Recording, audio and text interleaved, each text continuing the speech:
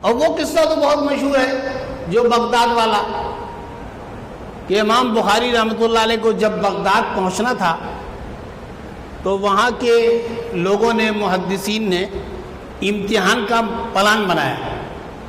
10 محدثین کی مل کر کے ایک کمیٹی بنی اور ہر محدث کو 10 حدیث دی گئی،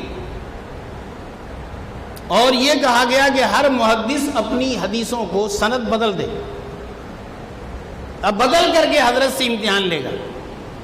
امام بخاری جب پہنچے 10 ترتیب سے بیٹھ گئے، ایک نے اپنی بدلی ہوئی پہلی حدیث پوچھی سند بدل کر کے۔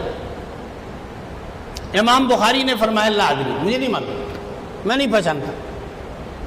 دوسری پوچھی، تیسری پوچھی، اسی طرح اس نے اپنے پوری 10 کی 10 پوچھ لی، ہر ایک کے جواب میں لا ادری، مجھے نہیں معلوم، اور 10 نے اپنی 10 حدیث پوچھ لی، ہر ایک کے جواب میں ایک ہی جملہ لا ادری، مجھے نہیں معلوم۔ وہاں پر بعض لوگ عقیدت مند بھی بیٹھے تھے، وہ سمجھ رہے تھے کہ حضرت سمجھ گئے ہیں، ابھی کچھ بولیں گے، اور بہت سارے ایسے لوگ بھی تھے جن کو عقیدت نہیں تھی، انہوں نے کہا لا ادری، رٹ کے آئے، کچھ اور جانتے ہی نہیں۔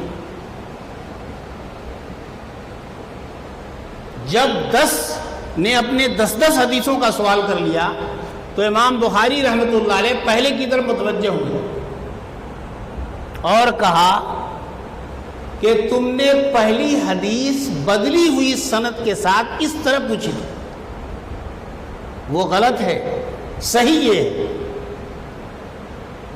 دوسری حدیث اس طرح پوچھی تھی، وہ غلط ہے، صحیح یہ ہے۔ اس میں جو خاص بات ہے وہ یہ ہے کہ اسی مجلس میں تبدیل شدہ جو حدیث سنی تھی اس حدیث کو بھی انہوں نے سنا دیا، اور دوسری اس سے جو خاص بات ہے وہ یہ ہے کہ ترتیب میں بھی کوئی فرق نہیں ہے، اسی ترتیب سے سنا ہے جس ترتیب سے پوچھا تھا۔